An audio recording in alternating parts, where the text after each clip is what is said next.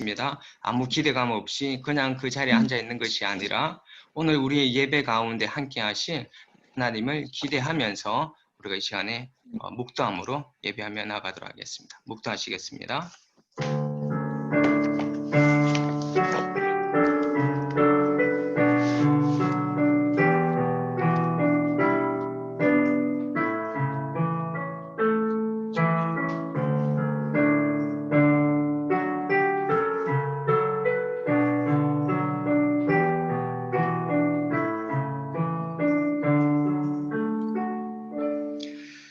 여호와여, 나의 말에 귀를 기울이사 나의 심정을 헤아려 주소서.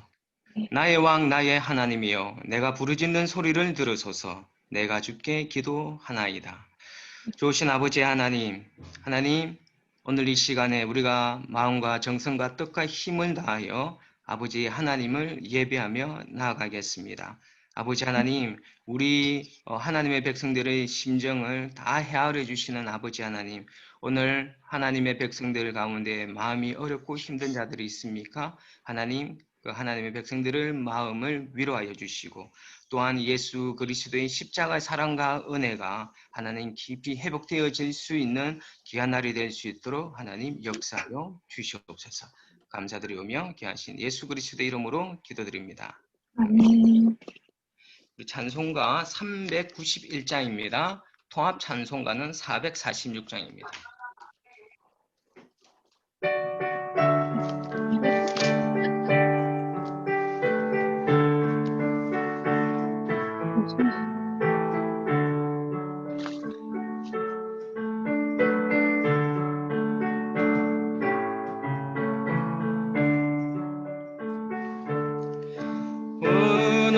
놀라운 그새 주 예수 내 주 참 능력의 주시로다.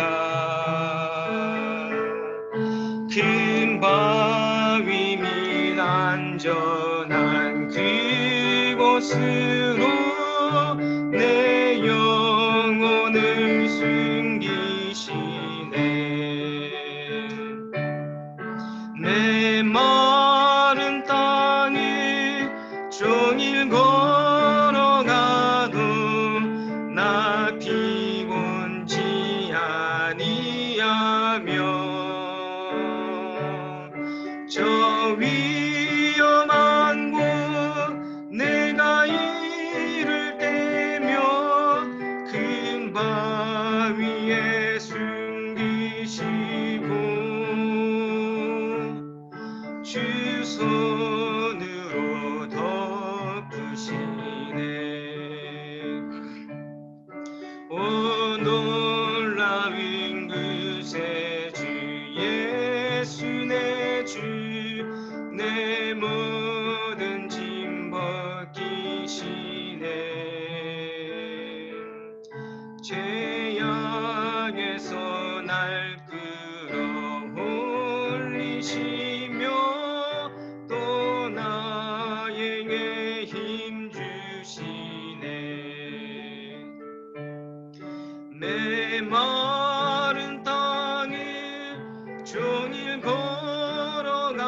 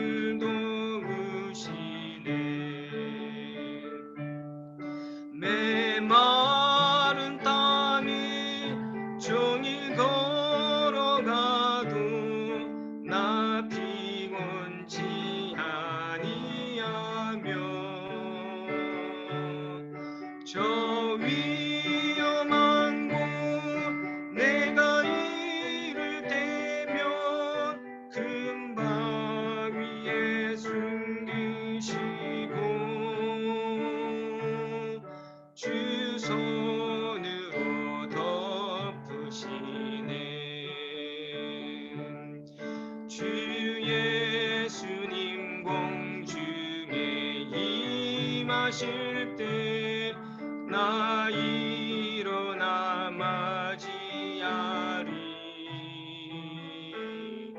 그 구원의 은총을 노래하리. 저 천군과 천사 함께 내 마른 땅을 종일 걸어가도 나 피곤치 아니하며 저 위험한 곳 내가 이를 때면 금방 위에 숨기시고 주 손으로 덮으시네. 예, 우리 주 기도문으로 신앙 고백하도록 하겠습니다. 하늘에 계신 우리 아버지여, 이름이 거룩히 여김을 받으시오며 나라에 임하옵시며 뜻이 하늘에서 이루어진 것 같이 땅에서도 이루어지이다. 오늘날 우리에게 일용할 양식을 주옵시고 우리가 우리에게 죄 지은 자를 사하여 주신 것 같이 우리의 죄를 사하여 주옵시고 우리를 시험에 들게 하지 마옵시며 다만 악에서 구하옵소서. 내게 나라와 권세와 영광이 아버지께 영원히 있사옵나이다. 아멘. 우리 찬송 369장 통합 찬송가 487장 하나님 앞에 올려드린 후에 이성봉 부교님 예배를 위해서 기도해 주시겠습니다.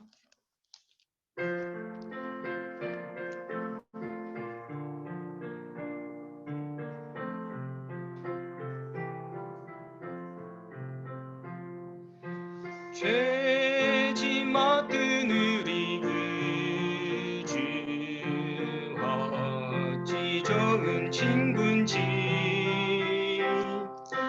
걱정 근심 무거운지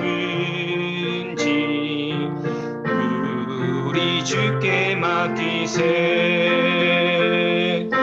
주께 고함 없는 고로 복을 받지 못하네. 사람들이 어찌하여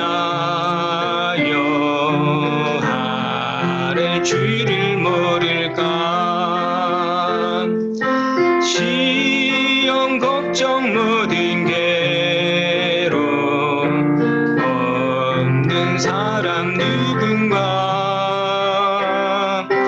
부질없이 낙심 말고 기도드려 하래세. 이런 진실하신 친구 찾아볼 수 있을까. 우리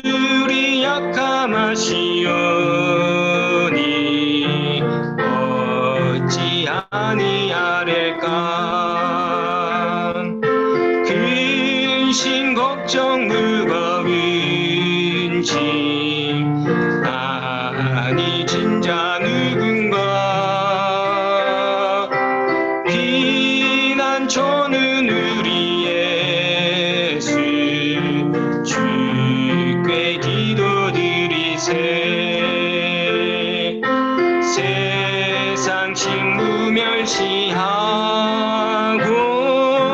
너를 조롱하여도 예수 품에 안기어서 참된 위로 받겠네.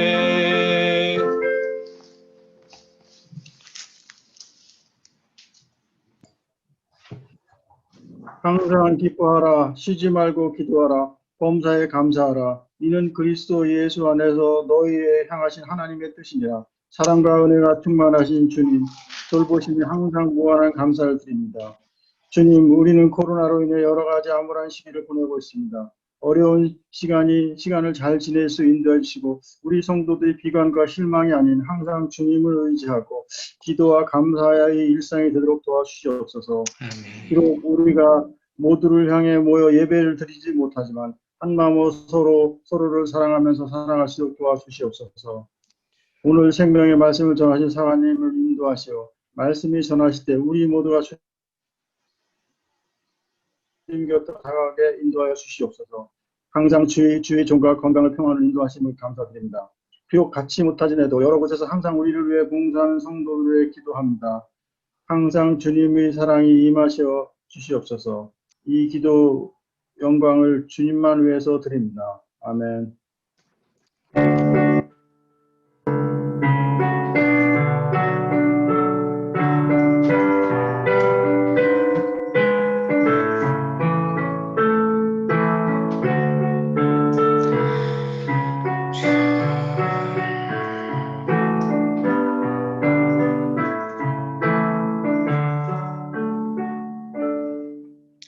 감사합니다. 오늘 본문 말씀은 누가복음 18장 9절에서 14절 말씀입니다. 누가복음 18장 9절에서 14절 말씀 염함나 학생이 봉독해 주시겠습니다. 또 자기를 위롭다고 믿고 다른 사람들을 멸시하는 자들에게 이 비유를 말씀하시지. 두 사람이 기도하려 성전에 올라가니 하나는 바리새인이요 하나는 세리라. 바리새인은 서서 따로 기도하여 이르지, 하나님이여, 나는 다른 사람들을 곧 토색 불에 가늠을 하는 자들과 같이 아니하고 이 세리와도 같이 아니함을 감사하니이다. 나는 일에도 2번씩 급식하고 또 소득의 12조를 달이하고 세리는 멀리 서서 감히 눈을 들어 하늘 쳐다보지도 못하고 다만 기습을 치며를 뒤 하나님이여 불쌍히 여기소서, 나는 죄인으로 소이다 하였음이니라. 내가 너에게 이르노니 이에 저 바리새인이 아니고 이 사람이 위롭다 하심을 받고 그의 집으로 내려가느니라. 무릇 자기를 높아지는 저는 나아지고 자기는 낮추는 자기 높아지리라 하시니라. 아멘. 너무 잘 읽었어요. 아유, 너무너무 귀여웠어. 조금씩 틀린 적이 있었지만은, 그 틀린 것도 너무너무, 이렇게 이쁘게 다가왔어. 수고했어, 안나야. 고마워. 예. 자, 우리, 좋은 찬양 영상 하나 우리 보시고 하나님 말씀 나누도록 하겠습니다.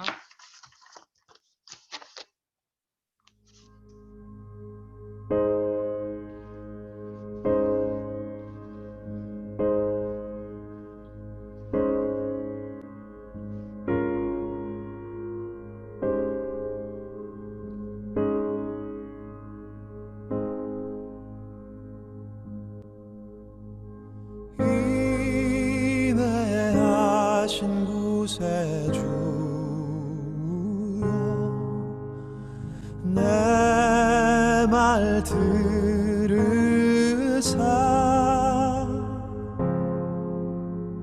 죄인 오라 하실 때에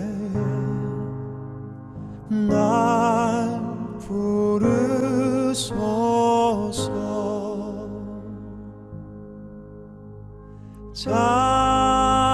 자비하신 보좌 앞에 꿇어 엎드려 자복하고 회개하니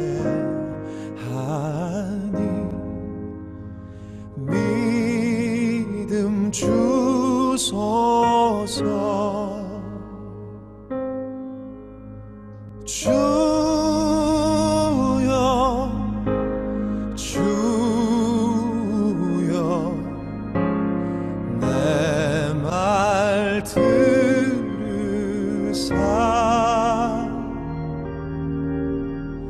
죄인노라 하실 때에 날 부르소서.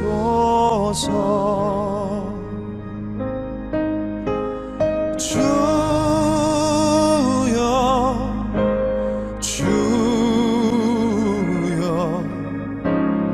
내 말 들으사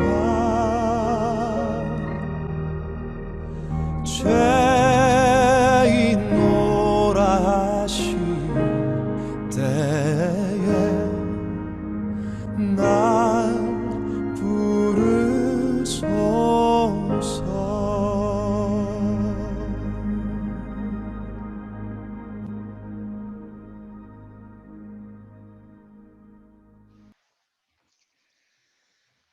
잠시 기도하고 하나님 말씀 나누도록 하겠습니다. 좋으신 아버지 하나님, 오늘 죄인 오라 하실 때에 제가 죄인입니다 라고 주님 앞에 인정하고 고백하며 나아갈 수 있는 귀한 시간 되어지게 하여 주시옵소서. 우리가 어린아이와 같은 마음으로 주님 앞에 나아가기를 소원합니다.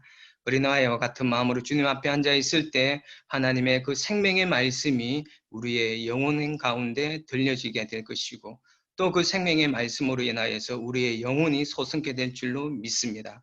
아버지 하나님, 오늘 말씀 가운데에서 하나님의 거룩한 음성이 들려지기를 소원하며 귀하신 예수 그리스도의 이름으로 기도드립니다. 아멘. 예, 한 주 동안 잘들 지내셨습니까? 아멘. 우리 서로 한번 같이 인사 한번 하셨으면 좋겠습니다. 우리 서로 사랑합니다. 축복합니다. 함께 우리 인사했으면 좋겠습니다. 예. 다들 건강하게 보이시는 것 같아서 참 감사합니다. 코로나가 계속해서 더 심해지고 있는데 우리 성도 여러분들 늘 기도하시면서 여러분들의 육신의 건강과 영적인 건강을 잘 지키셨으면 좋겠습니다. 오늘도 살아계신 하나님께서 우리가 드리는 이 예배를 기뻐 받으시기를 우리 여러분 소망하시면서 하나님 앞에 나아가시고 또 소망하시며 나아가는 자들에게 하나님께서 놀라운 역사를 하실 것에 대하여서 기대하시며 나아가셨으면 좋겠습니다. 말씀 나누도록 하겠습니다. 자, 여러분, 저도 마찬가지지만은 우리 많은 사람들이 건강에 참 관심이 많습니다.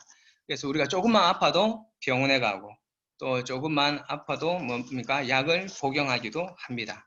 그리고 그 건강을 잃지 않기 위하여서 운동도 열심히 하고 몸에 좋은 것을 우리는 많이 섭취를 하려고 하지 않습니까? 저도 얼마 전까지는 그렇게 영양제나 이런 거를 챙겨 먹지 않았는데 어떤 분이 사관님 너무 그런 거 안 챙겨 드신다고 그렇게 말씀하셔서 제가 요즘 영양제도 이렇게 주문해서 영양제도 저도 이렇게 먹으면서 제 몸을 건강하게 관리하려고 하고 있습니다. 그런데 몸이 병들어서 죽는 것은 우리가 모두가 매우 우리가 두렵게 생각을 하는데 육신보다 훨씬 중요한 영혼에 대하여서는 우리의 영혼에 대하여서는 우리가 너무 이상할 정도로 우리가 무관심한 것 같습니다. 우리는 사랑하는 가족이 세상을 떠날 때 우리가 장례를 치르지 않습니까? 자, 여러분 살았던 사람이 죽었다라는 것은 무엇이 달라지는 것입니까? 무엇이 달라지는 것이죠? 바로 영혼이 육신을 떠나서 하나님께로 가는 이 차이점이 분명히 생기는 것이지 않습니까? 영혼이 육신을 떠납니다. 영혼이 육신을 떠나서 하나님께로 가요. 하나님 앞에 우리는 나아갑니다. 여러분, 육신은 장례를 치르면서 어떻게 되어집니까?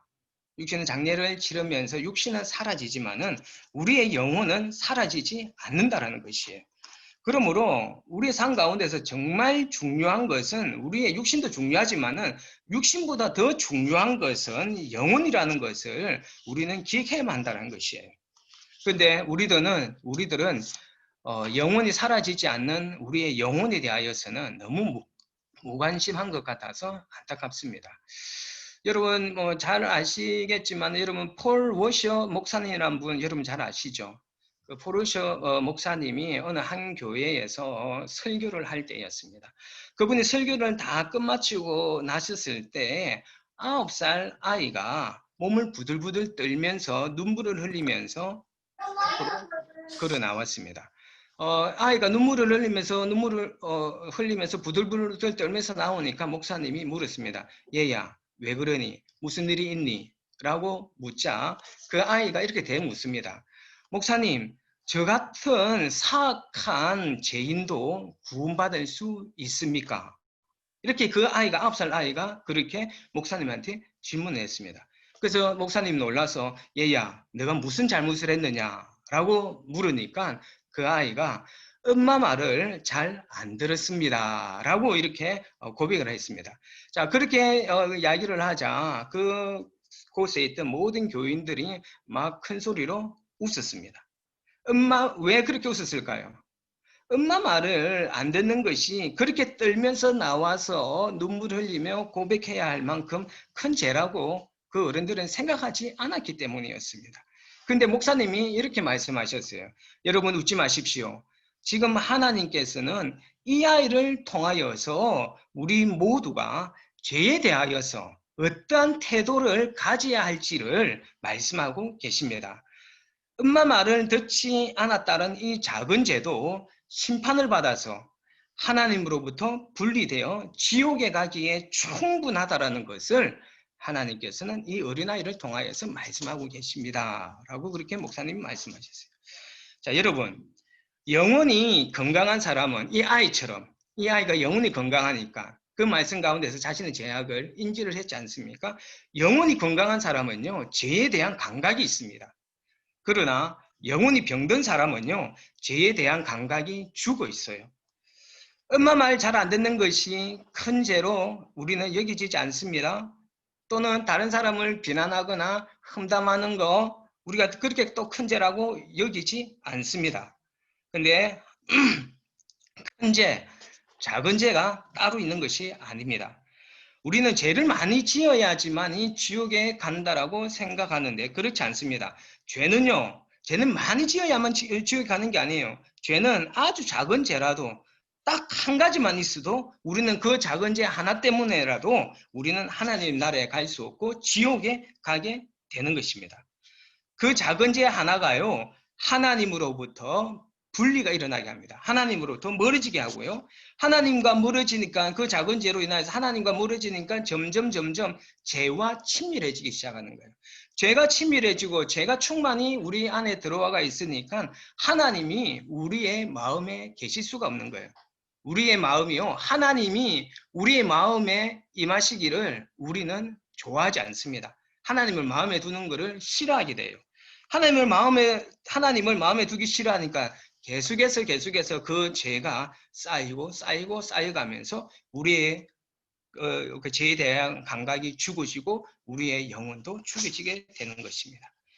여러분, 지금 우리에게 아주 심각한 문제는 무엇이냐면은 아까 처음 이야기했던 것처럼 우리의 영혼의 존재에 대해서, 영혼이 있음을 여러분 믿으시죠?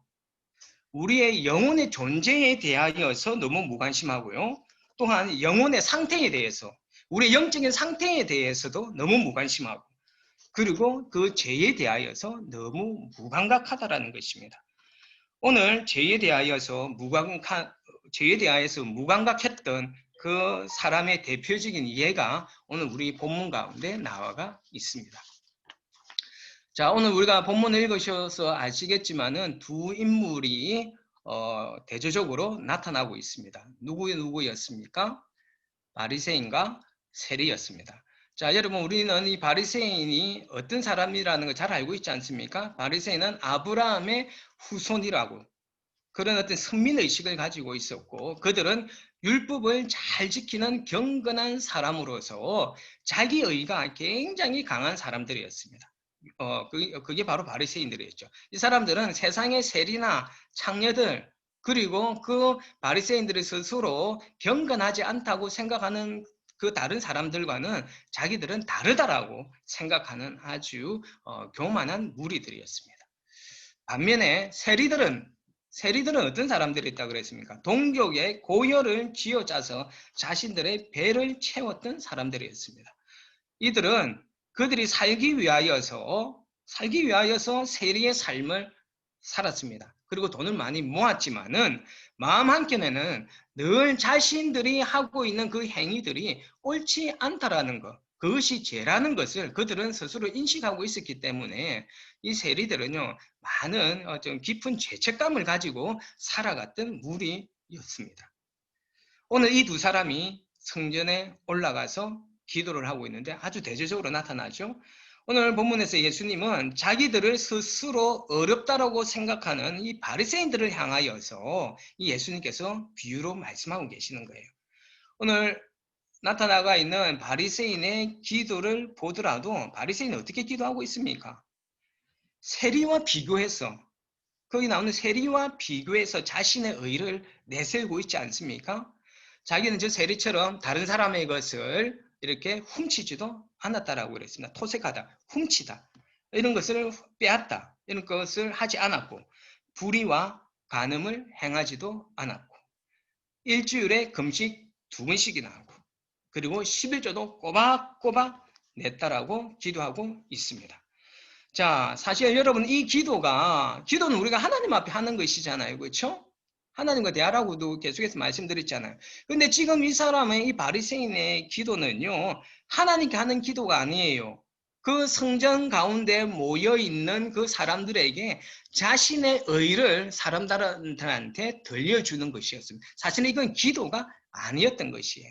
이런 그 교만한 마음으로 고개를 빳빳이 들고 하나님 앞에 자기 의를 내세우면서 사람들 앞에 자기 의를 드러내고 있는 것입니다. 자, 반면에 세리는 어떻게 기도하고 있습니까? 아마 이 세리가 뭐라고 그랬습니까? 저 멀리 떨어져서 기도하고 있다라고 그렇게 나와 있지 않습니까? 어디서 멀리 떨어져 있었느냐면은 유대인들이 예배하러 나가는 성전의 뜰이 있었습니다. 그 유대인들이 들어가는 그 성전의 뜰에 들어가지 않았어요. 이 사람은 유대인임에도 불구하고 그 성전의 뜰에 나아가지 않고 멀리 있어서 어디냐? 바로 이방인들이 들어가는 그곳에서 멀리 떨어져서 이 세리는 기도를 하고 있는 것입니다. 자신은 성전의 뜰에서 유대인들이 그 안에서 예배할 수 있는 그 성전의 뜰에서 예배를 드리기에는 자신 스스로가 자격이 없다라고 생각하여서 멀리 이방인의 뜰에 서서 기도하고 있는 것입니다. 뭐라고 나와 있습니까? 자신의 죄가 너무 부끄러워서 하늘을 쳐다보고 기도를 하지 못하고 있다고 그랬습니다. 고개를 떨구고 기도하고 있다고 그랬어요. 유대인들이 일반적으로 기도하는 그 모습이 고개를 들고 손을 들고 하나님을 향하여서 얼굴을 들고 기도를 하는데 자신의 죄가 너무너무 부끄러워서 얼굴을 들고 기도하지 못하고 눈물을 흘린 채 고개를 떨구면서 나는 죄인입니다. 나를 불쌍히 여겨 주십시오. 자신이 죄인 중에 죄인임을 자각하고 주님의 긍휼하심을 구하면서 회개의 눈물을 흘리고 있는 것입니다. 어떻습니까? 두 사람이 하나님을 바라보는 태도가 아주 대조적인 것을 우리는 볼 수가 있습니다. 자, 이때 당시에 사람들은 누가 죄인이라고 생각했겠습니까? 이 바리새인과 이 세리들 두고서 그 이야기를 듣는 사람들이 생각할 때 누가 의인이라고 생각했겠습니까? 당연히 율법을 잘 지키는 바리새인들이 의인이라고 생각했을 것인데 의외로 예수님께서는 누구 보고 의인이라고 하셨습니까? 바리새인 보고 의인이라고 하지 않았습니다. 겉으로 율법을 잘 지키고 하나님의 말씀에 잘 순종했던 그 사람을 의인이라고 하지 않고 자신의 죄를 인정하고 가슴을 치면서 자신의 죄를 회개하며 눈물을 흘리는 그 세리를 향하여서 예수님께서는 의인이라고 칭하여 주셨다라는 것이에요. 여러분, 예수님이 바라보는 의인과 죄인의 기준이 사람들과 다름을 알 수가 있습니다. 여러분 아마 이 비유를 듣고 있었던 이 예수님의 그 선포를 듣고서 이때 당시에 그 예수님 이야기를 듣고 있던 사람들은 굉장한 충격에 빠졌을 것이에요. 여러분, 사람들이 바라보는 의인과 죄인의 기준과 하나님이, 예수님이 바라보는 의인과 죄인의 기준이 다르다라는 것은 우리를 기억해야만 하는 것입니다. 이와 비슷한 이야기가요, 누가복음 7장에도 나와 있습니다. 여러분, 누가복음 7장에 어떤 스토리가 하나 있느냐면요, 여러분, 그 향유 부은 여인 아시죠? 그렇죠? 향유 부은 여인. 바리새인 그 시몬의 집에 예수님이 초청을 받아 갔지 않습니까? 초청을 받아 갔는데 예수님께서 식사하는 그 시간에 한 여인이 들어옵니다. 자, 성경에서는 이 여인을 죄인인 한 여자라고 누가복음 7장에서는 이야기를 하고 있습니다. 아마 죄인인 한 여자, 많은 사람들은 이 여인을 창녀로 보는 견해가 많이 있습니다. 그러나 성경 어디에도 이 여인이 창녀였다라고 나와 있지는 않지만은 아무튼 과거에 나쁜 길에 빠져서 타락한 삶을 살았던 여인이었던 것 같습니다. 자, 이 여인이요, 이 시몬, 이 바리새인의 집에 예수님이 오셨다라는 그 소식을 듣고 그 예수님을 찾아옵니다. 이 여인은 비록 죄인이었지만은, 죄인이라는 어떤 그런 취급을 사람들로부터 받고 있었지만은 예수님에 대한 어떤 그런 소문을 듣고서 한 줄기의 어떤 그런 희망을 가지고 예수님 앞에 나옵니다. 이 여인이 들었던 소문, 어떤 소문이 있겠습니까? 물론 예수님께서 귀신도 쫓아내고 죽은 자도 살리고 병든 자로 치유한 어떤 그런 소식도, 그런 소문을 들었을 것입니다. 그러나 이 여인에게 더 가슴에 와닿았던 예수님의 소문이 있었는데, 그 소문이 무엇이었느냐 하면은 이 예수님께서 정말 세상에서 소외되어졌던 어떤 그런 죄인들, 세리들이나 창녀들이나 죄인이라고 생각하는 그 사람들과 함께하기를 즐거워하시고, 또 그들과 함께하시면 그들의 죄를 사여 주셨다라는 어떤 그런 소문을 이 여인은 들었습니다. 여러분, 이 여인이 지나온 자신의 그 삶, 아마 창녀였다 그러면은, 그 창녀가 진짜 몸팔기 좋아서 창녀였겠습니까? 삶이 살기 위하여서 아무것도 할 수 없는 그런 상황에서 여인이 할 수 있는 것은 무엇이었겠습니까? 자신의 어떤 그런 몸을 팔아서라도 살 수밖에 없었습니다. 자신 하고 싶어서 하지는 않았을 것입니다. 그러나 그럼에도 불구하고 그거는 죄였습니다. 그 자신이 지었던 어떤 그런 죄에 대하여서 이 여인은 깊은 죄책감을 가지고 살아갔던 여인이었습니다. 근데 이 여인이 예수님께서 그 죄를 사하여 주신다라는 그 소문을 들었던 거예요. 이 죄책감이 얼마나 이 여인을 고통스럽게 만들었겠습니까? 이 여인은 자신의 삶이 죄로 얼룩진 삶이었다라는 것을 스스로 잘 알고 있었고, 이 죄의 무게가 여인을 고통스럽게 만들었습니다.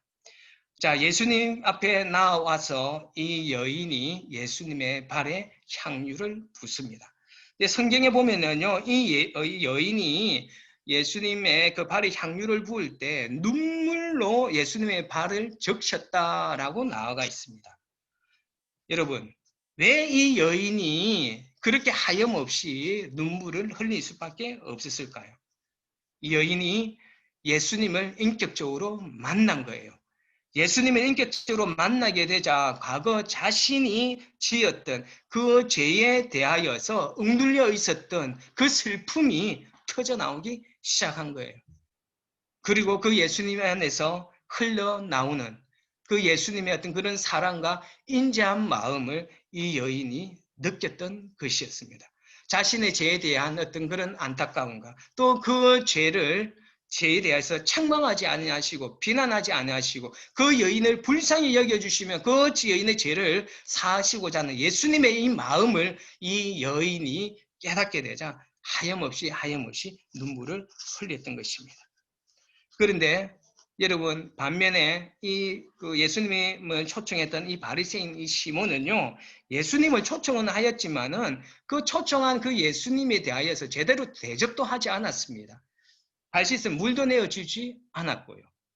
이렇게 수건도 내어주지 않았고, 이 시몬은 예수님에 대하여서 초청을 하였지만은 아주 어떻게 보면은 조금 깔보는 듯한 어떤 그런 마음으로 예수님을 초청하였고, 또 그 깔보고 있는 그 예수님이 이 죄 많은 여인과 함께 하고 그와 함께 말을 섞는 어떤 그런 예수님의 모습을 보면서 이 예수님과 이 여인을 마땅치 않게 생각을 했었습니다. 자신은 이런 사람들과 어울릴 수 없는 나는 경건한 사람이야 라는 어떤 그런 생각을 가지고서 이 두 사람을 보았던 것입니다. 자, 여러분, 이 두 스토리의 바리새인과 아까 세리 이야기와 그리고 이 바리새인과 이 항유 부은 여인, 이 두 스토리에 중요한 공통점이 있습니다. 여러분, 그 공통점이 무엇입니까? 세리와 이 여인은요, 그들이 지은 지난날 자신의 죄악에 대해서 인식하고 있어요. 죄에 대해서 인식하고 자신의 죄에 대해서 인식하고 인정하고 있고, 그리고 그것을 그 자신의 그 죄에 대한 아픔을 하나님과 예수님 앞에서 자신의 죄를 회개하고 있는, 인정하고 회개하고 있는 그런 모습이 이 여인과 세리에게는 있습니다. 반면에 바리새인들은 어떻습니까? 바리새인들은요, 자신은 누구보다도 경건하고 어렵다라고 생각을 합니다. 왜 경건하고 어렵다고 생각하십니까? 겉으로 드러나는 율법의 행위들을 잘 지키고 있었기 때문에 그들 스스로는 어렵다라고 생각하면서 다른 사람들과 비교하고 그 사람들을 판단하고 있었던 것이에요. 자, 그러나 예수님은 스스로 경건하다라고 생각하는 이 바리새인들을 향하여서 마태복음 23장 25절 26절에서는 뭐라고 이야기를 하느냐면 바리새인들이여 장과 대접의 겉은 깨끗하나 그 안에는 탐욕과 방탕으로 가득하구나. 너는 먼저 그 안을 깨끗이 하라라고 말씀을 하십니다. 여러분, 여기에 나온 바리새인과 세리 그리고 죄 많은 여인 중에 여러분 누가 더 큰 죄인입니까? 자신의 죄를 알지 못하는 바리새인이 더 큰 죄인입니까? 아니면은 세금을 떼어먹고 음행을 저지르는 세리와 여인이 더 큰 죄인입니까? 여러분들은 누가 더 큰 죄인이라고 생각하십니까? 하나님 앞에서는요, 누가 더 큰 죄인이고 더 작은 죄인이 없습니다. 똑같은 죄인입니다. 더 큰 죄가 있고 더 낮은 죄가 없습니다. 똑같은 죄인입니다. 중요한 것은 그 죄악을 깨닫고 그것을 인정하고 회개하느냐 하지 않느냐가 중요합니다. 세리와 여인은 자신이 어떠한 죄인지 깨닫고 둘 다 눈물로 애통해하고 있습니다.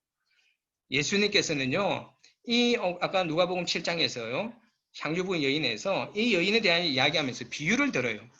한 사람은 500데나리온을 빚진 자고 한 사람은 50데나리온을 빚진 자가 있었습니다. 그런데 이 두 사람이 빚을 갚을 능력이 없자 돈을 빌려준 사람이 이 둘의 빚을 둘 다 탕감을 해줘요. 500데나리온 빚진 자도 탕감해주고 50데나리온 빚진 자도 탕감해줬습니다. 자, 그때 예수님이 묻습니다. 이 둘 중에서 이 500데나리온과 50데나리온을 탕감받은 자 중에서 누가 이 탕감해준 사람을 더 사랑하겠느냐, 더 고마워하겠느냐라고 질문을 합니다. 누가 더 고마워했겠습니까, 여러분? 당연히 500데나리온, 더 큰 빚을 진 사람이 탕감받았으니까 더 고맙고 더 깊은 감사하는 마음을 가지지 않았겠습니까? 이와 마찬가지로요, 여러분. 자신의 죄가 얼마나 큰지 아는 사람이 자신의 그 큰 죄가 탕감받았을 때 그 주님의 사랑이 얼마나 큰지 깨닫게 되는 것입니다. 여러분은 자신이 진정으로 죄인임을 깨달으신 적이 있으십니까, 여러분? 여러분 죄인이라고 여러분 믿으십니까? 물론 우리 그리스도인들은 우리 스스로가 죄인임을 잘 압니다. 왜요? 교리적으로 죄인이라고 우리는 배웠습니다. 그리고 교회에서 하도 많이 우리는 죄인입니다 라고 우리가 사람들이 이야기를 하니까 그런가비요, 나도 죄인인가비요 라고 우리가 생각할 때가 많습니다. 내 죄에 대해서 깊이 생각하면서 죄인이라고 하지 않고 교리적으로나 많은 사람들이 죄인이라고 그러니까 나는 죄인입니다 라고 그냥 따라서 고백할 뿐입니다. 그리고 또 우리 스스로도 심각하진 않지만 때때로 죄를 지으면서 살아갔음을 알기에 죄인이라고 인정하기도 합니다. 그러나 우리 깊은 마음 가운데는 내가 지옥에 떨어질 만큼 내 죄가 크다라고, 내가 큰 죄를 지었다라고 생각하면서 고통스러워하지 않습니다. 내 죄에 대하여서 고통스러워하지 않습니다. 여러분들이 지은 죄에 대해서 여러분 고통스러워합니까? 죄인이라고 고백을 하지만은 내가 지은 죄 때문에 여러분 고통스러워하고 있습니까? 모두가 다 그렇게 사는데 뭐. 다른 사람도 다 그렇게 사는데 뭐 내만 그러나? 다른 사람도 그렇게 사는데 뭐 이렇게 말하면서 우리는 심각하게 생각하지 않습니다. 또 어떤 사람들은요, 세상에서 악한 죄를 짓는 사람들, 살인자, 뭐 사기꾼, 폭행하는 사람들, 강간범들, 이런 사람들과 비교하면서 나는 저 사람들과는 달라. 나는 저 사람들보다는 좀 나은 사람이야. 라고 스스로를 위로 삼으면서 자신의 어떤 그런 죄를 무시할 때가, 외면할 때가 참 많이 있습니다. 그리고 가깝게는요, 여러분 그런 사람들과만 비교를 합니까? 그렇지 않습니다. 우리 주변에 있는 사람들을 보면서 그 사람들과 상대적으로 비교를 하면서 나는 그래도 저 사람보다는 좀 나, 나는 이보다는 좀 나, 라고 이렇게 비교하면서 다른 사람들보다 우월한 어떤 그런 생각을 가지며 살아갈 때가 참 많이 있습니다. 이렇게 자신과 다른 사람을 비교하면서 자신은 저 사람들보다 좀 낫다라고 말하는 사람은요, 자신의 내면이 자신의 진정한 모습을 깨닫지 못하였기 때문에 이렇게 상대를 비교하면서 자신이 좀 더 낫다라고 고백하는 것이에요. 자신의 죄와 다른 사람 죄를 볼 것이 아니라 자신의 죄악이 어떠한지 우리가 대면하면서 우리의 죄에 대하여서 돌아봐야 되는데, 우리는 다른 사람과 비교하면서 우리는 저 사람보다는 좀 낫다라고 이렇게 자비를 하면서 살아가고 있는 것입니다. 진정한 우리의 모습이 얼마나 악한지 모르기 때문에 그렇게 사는 것입니다. 이러한 우리의 모습, 자신의 진정한 모습, 이것을 깨닫지 못하는 우리의 모습이 누구와 똑같습니까? 방금 말했던 바리새인이지 않습니까? 여러분, 그 바리새인의 그 모습이 바로 지금 저와 여러분들의 모습일 수도 있다는 것이에요. 저는 최근에 제 스스로 외면하고 싶었던 나의 죄악된 모습을 하나님께서 보게 하셨습니다. 내가 얼마나 악한 죄인인지 하나님이 다시금 새삼스럽게 하나님께서 깨닫게 해주셨어요. 나는요, 나 스스로 목회자이기 때문에 다른 사람들보다는 그렇게 드러내놓고 이야기는 하지 않았지만 내 마음 은밀한 곳에서는요, 다른 사람들보다는 도덕적인 생각을 하면서 살아가고 있고, 또 내가 죄를 짓고 있지만은, 내 죄성으로 인해서 죄를 짓고는 있지만은 그때마다 나는 회개하면서 그런 대로 잘 살고 있다라고 나 스스로 자위하면서 살았습니다. 그런데 최근에 성령 하나님께서 저에게 말씀하셨어요. 재수야, 이 마음에 내가 없구나. 네가 너의 마음속에 나를 두기를 싫어하고 있구나. 라고 그렇게 말씀을 하셨습니다. 지금 너의 마음 한가운데 어떠한 죄악들이 있는지 한번 들여다보아라. 라고 하나님께서 이렇게 말씀을 하셨어요. 제가 깜짝 놀랐습니다. 나는 그런 대로 괜찮은 사람이었다라고 생각을 했는데 하나님께서 왜 나에게 이런 말씀을 하는지 처음에는 이해하지 않았습니다.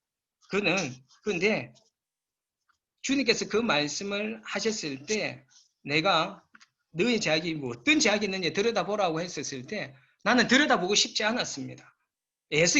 어쩌면은 계속해서 애써서 외면하였던 나의 모습을, 적나라한 나의 모습을 내 스스로가 들여다보고 싶지 않았기 때문에, 그것을 들여다보면은 내 자신이 너무너무 부끄러워지고 수치스러워지기 때문에 그 죄를 들여다보고 싶지 않았습니다. 주님께서 그렇게 말씀하셨을 때 내 심령이 굉장히 고통스러웠어요. 그러나 주님께서 그렇게 말씀하시는데 제가 계속해서 거역할 수가 없었습니다. 저의 내면을 들여다보기 시작했는데 내 내면을 들여다보면 들여다볼수록 내 안에 선한 것이 없는데 하나도 없다라는 그 성경의 고백처럼 나도 그렇게 고백할 수밖에 없었습니다. 내가 정말 죄인 중에 죄수라고 말했던 그 고백이 나의 고백이 될 수밖에 없었습니다.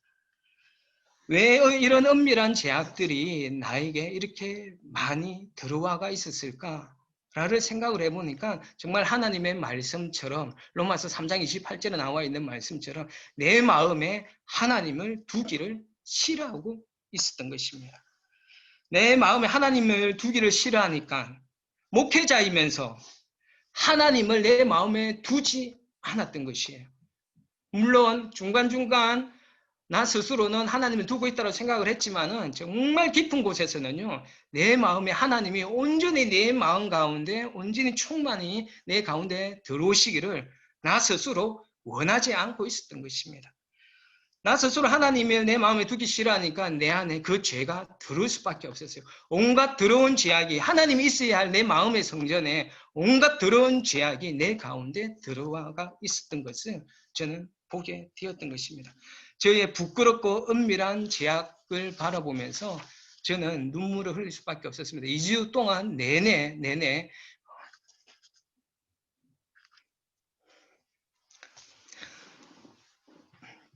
2주 동안 내내 하나님 앞에서 저의 부끄럽고 이 은밀한 죄악을 고백하지 않을 수 없었습니다. 너무너무 부끄러웠습니다.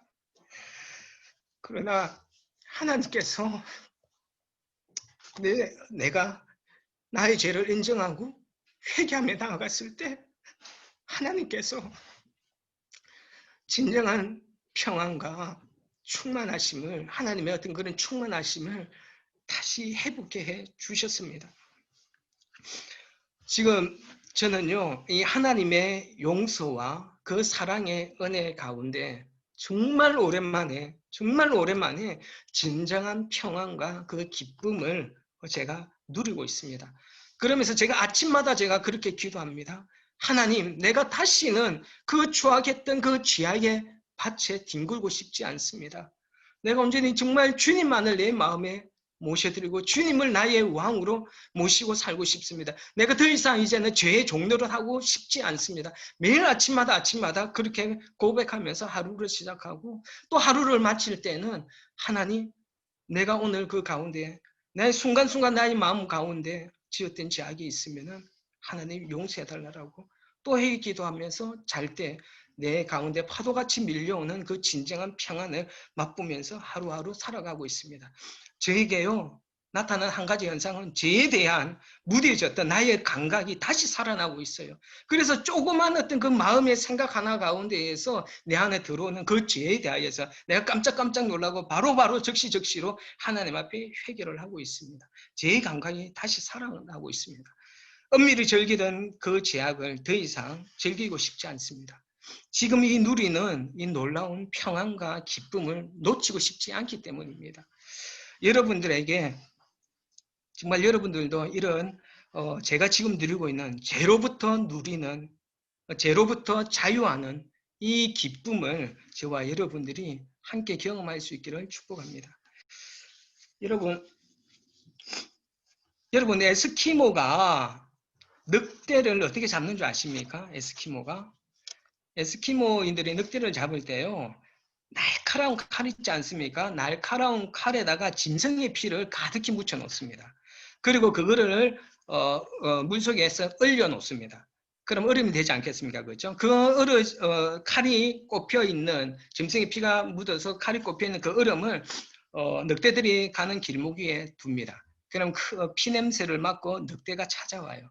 늑대가 찾아와서 그 피냄새 나니까 그 피를 계속해서 핥습니다. 그 얼음을 계속해서 핥아요. 얼음을 핥게 되면은 이 혀가 어떻게 될까요? 혀가 감각을 잃어버려요. 여러분 경험해 보셨지 않습니까? 얼음 계속 핥다 보면 혀에 감각이 없어요.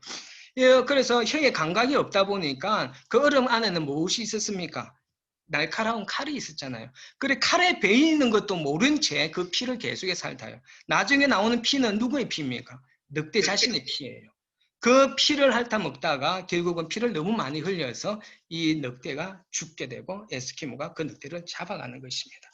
여러분, 이 예화가 우리에게 던져주는 메시지가 있지 않습니까? 사단은요, 우리에게 죄에 대한 감각을 죽여서 우리가 죄를 짓고도 무슨 죄를 짓고 있는지 모르게 만들게 됩니다. 내가 어떤 죄를 짓고 있는지 모르게 되니까 당연히 회개도 할 수가 없는 것입니다. 회개하지 않고 있으니 우리의 그 죄에 대한 감각이 무너지고 우리의 영혼은 죽어가고 나도 모르는 사이에 내 안의 영혼이 고통스러워서 신음하고 있는데 그것을 모른 채 우리는 살아간다는 것입니다. 죄를 짓고요. 그 죄에 대하여서 죄책감을 느끼는 사람은 오히려 복된 사람이에요. 죄를 짓고도 그 죄에 대한 감각이 없는 그 사람이 정말 불쌍한 사람입니다. 죄를 짓고 죄로 인한 죄책감이 고통스럽습니까? 여러분, 그 사람은 아직까지 그래도 살아있는 사람입니다. 아직까지 기회가 있는 사람입니다. 그런 사람은 주님 앞에 나아가서 우리 죄를 회개하시면 된다는 것이에요. 여러분, 우리 성경인물 중에서요, 정말 자신의 죄에 대하여서 완전히 무감각하여서 무너졌던 한 사람이 있었습니다. 그럼 그 사람이 누군지 아십니까? 바로 다윗이었어요. 다윗이 그 죄에 대해서 완전히 무감각해져서 무너졌던 사람이에요. 자신이 그 바세바와 간통을 하였지 않습니까? 간통을 하고 심지어 그 바세바의 남편 우리아를 살해해버렸잖아요. 그러고 나서도 이 다윗은 죄책감을 전혀 느끼지 못하고 있었어요. 자신이 뭘 잘못했는지 모르고 살았어요. 너무 자신을 모르고 사니까 그래도 하나님께서 다윗을 사랑하여서 누구를 보냅니까? 나단 선지자를 보내지 않습니까? 이 나단 선지자의 그 책망과 그 지적을 듣고서 나단의 입술을 통해서 하나님께서 말씀하신 거잖아요.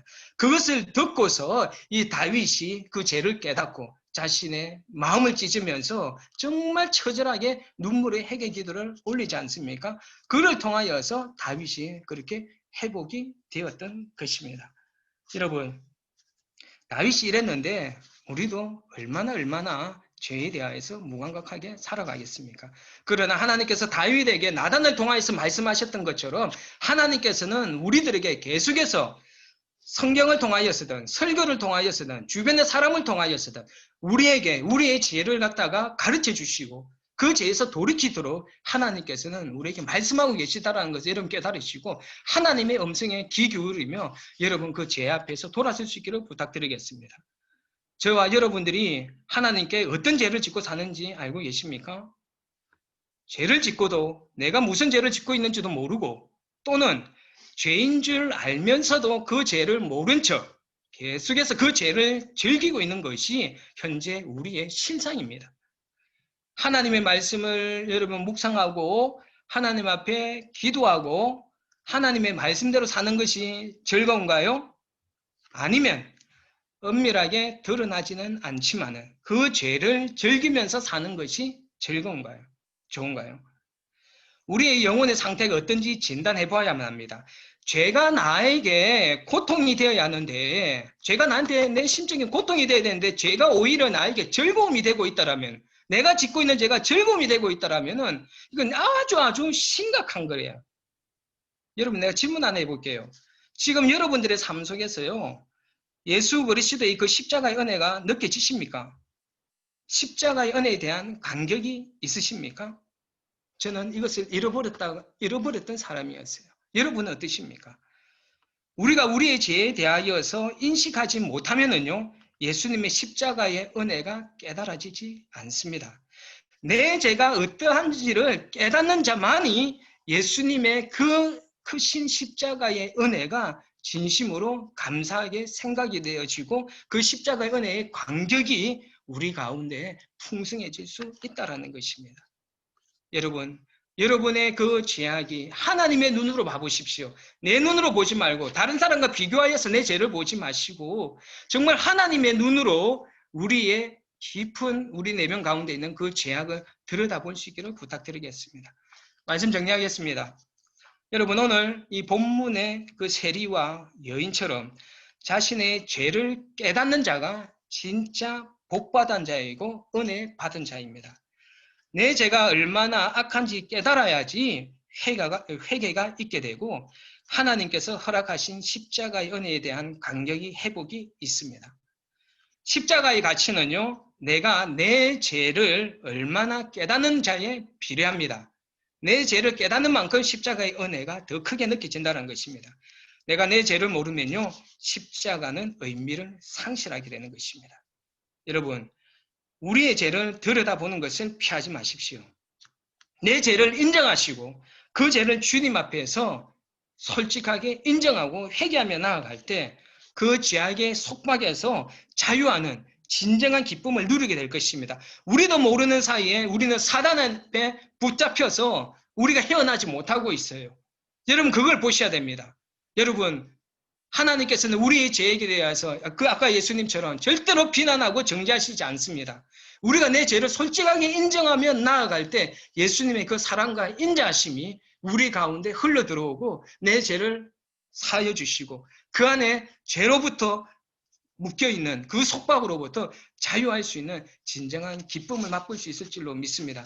우리 뉴몰든 성도 여러분들이 저와 여러분들의 그 악한 죄를 깨닫고 주님 앞에서 그 죄악의 사함을 받는 진정한 복을 누리는 우리 뉴몰든 성도님들 되시기를 예수 그리스도 이름으로 축원합니다. 기도하겠습니다. 좋으신 아버지 하나님, 오늘 하나님의 귀한 생명의 말씀을 감사를 드립니다. 아버지 하나님, 우리가 이 세상 가운데 살아가며 세상에 너무도 많이 노출되어져서 우리가 세상과 교제하다 우리의 영적인 감각이 무뎌지고 우리가 우리 스스로의 그 죄에 대해서 인식하지 못한 채 그냥 괜찮은 사람쯤으로 생각하며 헛된 시간들, 죽은 시간들을 보내왔음을 주님 앞에 고백합니다. 아버지 하나님, 오늘 이 시간에 성령 하나님께서 하나님의 사랑하는 백성들에게 말씀하여 주셨는 줄로 믿습니다. 하나님, 우리의 내면 깊은 곳에 있는 우리의 은밀한 죄악들을 들여다보게 하여 주시고 그 죄악이 깨달아지게 하여 주시고 그 죄악을 진정으로 인정하고 회개하며 나아가 하나님 그 죄악으로부터 하나님 회개하고 그 죄악의 속박으로부터 자유를 누릴 수 있는 놀라운 그 기쁨과 축복을 맛볼 수 있는 우리 성도님들 될 수 있도록 하나님 인도하여 주시옵소서. 감사를 드리오며 귀하신 예수 그리스도 이름으로 기도드립니다. 예, 우리 교회 소식 전하겠습니다. 오늘 2시에 운영위원회 회의가 있습니다. 이 회의 오늘 굉장히 중요한 회의입니다. 운영위원들은 한 분도 빠지지 마시고 꼭 2시에 이 운영위원회 회의에 꼭 참석해 주시면 감사하겠습니다. 그리고 11월 마지막 제주 또 준 부흥회가 다가오고 있습니다. 지난주에도 말씀드렸지만은 이 부흥회를 위하여서 여러분 그때 또 하나님께서 여러분들에게 또 분명히 말씀하실 것이 있을 겁니다. 그 부흥회를 위해서 기도하시고 말씀 전하시는 박한서 사관님을 위하여서 중보 기도하여서 정말 그때도 특별한 하나님의 놀라운 은혜를 맛볼 수 있도록 기도해 주시면 감사하겠습니다. 다음 주 기도는 영관식 부교님 기도해 주시고 성경 봉독은 송수아 학생이 성경 봉독해 주시겠습니다. 감사합니다. 우리 찬송가 620장 하나님 앞에 올려드리고 축도로 마치겠습니다.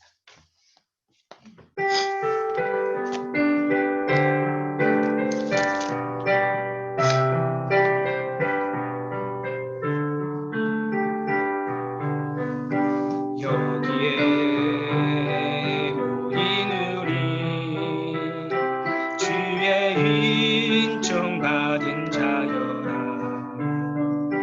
주께서 이 자리에 함께 계심을 아노라.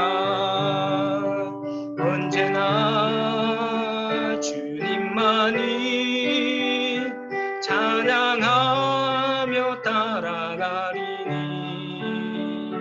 시험을 당할 때도 함께 계심을 믿노라. 이 믿음 더욱 크세라. 주가 지켜주신다. 어둠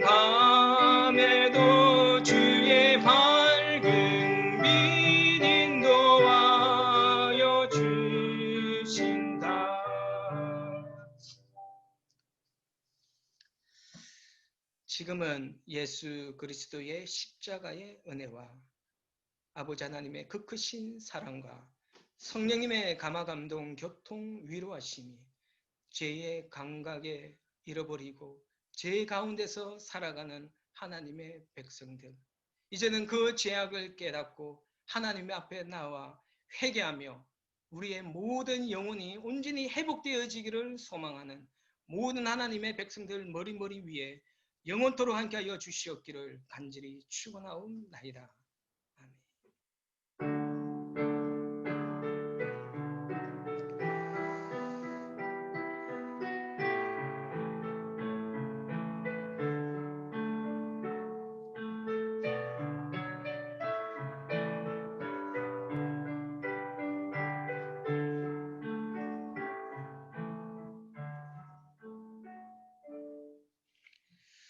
감사합니다.